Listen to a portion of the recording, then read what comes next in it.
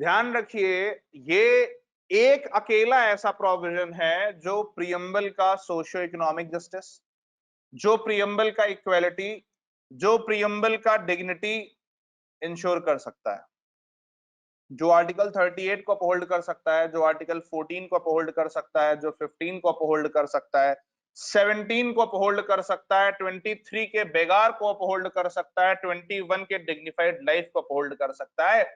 और प्रोविजन का नाम the scheduled caste and scheduled tribes prevention of atrocities act 1989। Act का सीधा सीधा जो एक्ट में लिखा हुआ स्टेटेड ऑब्जेक्टिव है, वो ऑब्जेक्टिव क्या है?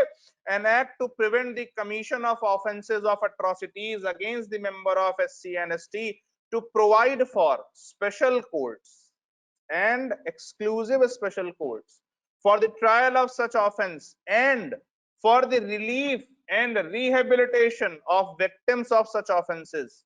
ये इस एक्ट का ऑब्जेक्टिव है। तीन ऑब्जेक्टिव है। पहला कि ऑफेंस एससी एसटी के अगेंस्ट में कोई ऑफेंस ना हो, उसको रोकना। दूसरा, अगर कोई ऑफेंस हो रहा है उसको ट्राई करने के लिए स्पेशल कोर्ट बना देना। और तीसरा, जिनके साथ में ऐसे ऑफेंसेस हो गए हैं उनको रिलीफ और रिहेबिलिटेट करना। आया ना? ठीक।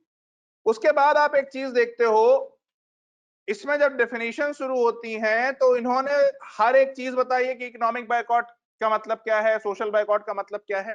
अच्छा, हमने एक चीज और देखी थी कि सिविल राइट्स एक्ट के अंदर में भी जो protection of civil rights act 1955 है, जिसके अंदर अनटचेबिलिटी के बारे में दिया हुआ है, जिसमें उन्होंने रिलीजियस प्लेसेस पर अनटचेबिलिटी को बैन करा है, सोशल प्लेसेस पे सोशल एक्सेसिबिलिटी को इंश्योर करा है, सोशल अनटचेबिलिटी को बैन करके। उसके अलावा क्या करा है उन्होंने, कोई अगर इकोनॉमिक बायकॉट कर रहा है, गुड्स एंड सर्विसेज बेचने से मना कर रहा है, उन सबको बैन करा है। ये सब ऑलरेडी बैंड है prevention of civil rights act के अंदर। प्रिवेंशन ऑफ एट्रोसिटीज एक्ट क्या करता है? वो सबसे पहले तो ये बताता है कि एट्रोसिटीज क्या क्या है। अब इस एक्ट के अंदर में एट्रोसिटीज सब वर्चुअली, चाहे कोई सोशल इनजस्टिस हो, चाहे कोई इस तरह की इकोनॉमिक डिसेबिलिटी हो जो आपकी अनटचेबिलिटी के आधार पर क्रिएट की जा रही हो या एससी एसटी के आधार पर क्रिएट की जा रही हो, या कोई पॉलिटिकल इनजस्टिस हो, आपका पॉलिटिकल डिसेबिलिटी हो, ठीक, सब कुछ कवर करता है। आप समझिए इसमें क्या क्या है। अगर आप किसी व्यक्ति के मुंह में जबरदस्ती कुछ घुसेड़ देते हैं, अगर आप किसी के घर में एक्सक्रीटा सीवेज डंप कर देते हैं, अगर आप किसी के घर में जाकर के और उसको इंजरी कॉज करते हैं, उससे घर में तोड़फोड़ करते हैं, अगर आप किसी को नेकेड पराड कराते हैं, कपड़े फाड़ देते हैं उसके और उसको रोड पे चलाते हैं, किसी के गले में जूतों की माला पहनाते हैं, किसी का हेड शेव कर देते हैं, किसी की मूछें हटा देते हैं, उसका फेस पेंट कर देते हैं, किसी की जमीन को ऑक्युपाई रॉन्गफुली कर लेते हैं, ये सब कौन? किसी मतलब कोई एससी एसटी मेंबर होना चाहिए, ठीक है ना, उसके खिलाफ अगर कोई नॉन एससी एसटी कर रहा है उसके लिए एक्ट है, ठीक है। उसके बाद मान लीजिए कि आप किसी व्यक्ति को उसकी जमीन से हटा दें, ठीक है ना, उसके बाद क्या है कि किसी एससी एसटी एक्ट को जो है वो किसी ह्यूमन या एनिमल जो स्केल्टन है उसको डिस्पोज करने के लिए करें।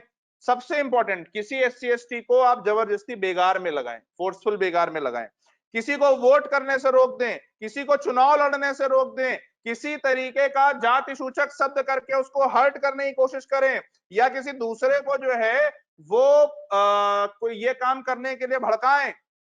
इन सब के अलावा अगर किसी पब्लिक सर्वेंट को गलत इंफॉर्मेशन दें और एससी एसटी एक्ट के अंदर वो कोई काम कर रहा था उसको आप रोक लें, या फिर किसी एससी एसटी मेंबर को आप इंटेंशनली क्या करें, उसको डिसरिस्पेक्ट करें या उसका अपमान करें, ठीक है, उसकी डिग्निटी का अपमान करें। उसके बाद कोई एससी एसटी एक्ट के लिए कोई एससी एसटी व्यक्ति के लिए कोई सेक्रेट प्लेस है उसको आप सेक्युलेट कर दें, वहां पर उसको खत्म कर दें, उसका अपमान कर दें। किसी भी तरीके के कोई वुमेन जो एससी एसटी वुमेन है उसके खिलाफ कोई सेक्सुअल, अगर आपने सेक्सुअल नेचर का किसी तरह से कोई एक्ट कर दिया या आपने उसको परेशान किया, वो सारी चीजें, ठीक।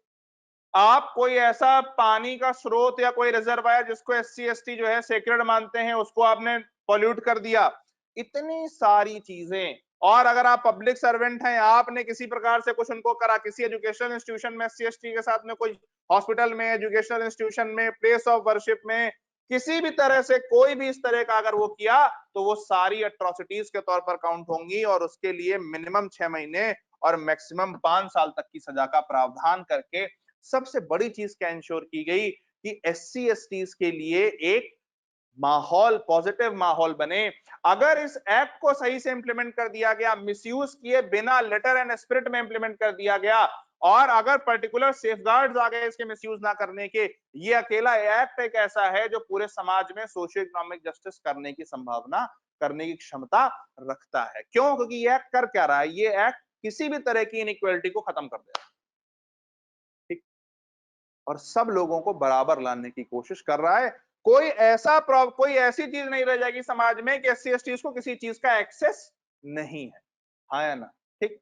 उसके बाद मैंने आपको बताया स्पेशल कोर्ट बन सकते हैं, पनिशमेंट दी जाएगी अबेटमेंट के लिए भी, जो है अगर कोई बंदा किसी तरह का क्राइम अबेट कर रहा है तो उसके लिए भी वो भी पनिशेबल होगा। और मैंने क्या बताया, अगर कोई व्यक्ति ऐसा है जिसने एससी एसटी एक्ट के अंदर में कोई ऑफेंस करा है तो उसकी प्रॉपर्टी भी जब्त हो सकती है। ठीक। अब आपका काम क्या है, इसमें जितनी ऑफेंस वाली लिस्ट है ना, उनकी लिस्ट बना के उसके आगे लिखिए कि कौन सा सोशल जस्टिस, कौन सा इकोनॉमिक जस्टिस, कौन सा पॉलिटिकल जस्टिस के उसमें आता है। और 3 काम करिए, मतलब एक ही काम है 3 तरीके से। पहला तो ये एक्ट, दूसरा जो civil right protection of civil rights act है, और उसके बाद प्रियम्बल, फंडामेंटल राइट्स और डीपीएसपी, इन तीनों का एक वो बना लीजिए, combined notes, flow chart type का। ठीक है, कि उसमें कौन से ऐसे प्रोविजंस थे जो हमारे political justice, social justice, economic justice को इंश्योर कर रहे हैं, और इसमें कैसे कौन से पॉइंट्स हैं जो डीपीएसपी वगैरह से रिलेटेड है। इतना ये है आपका prevention of scheduled caste scheduled tribe act. ठीक, कोई डाउट हो, कोई दिक्कत हो तो बताइए।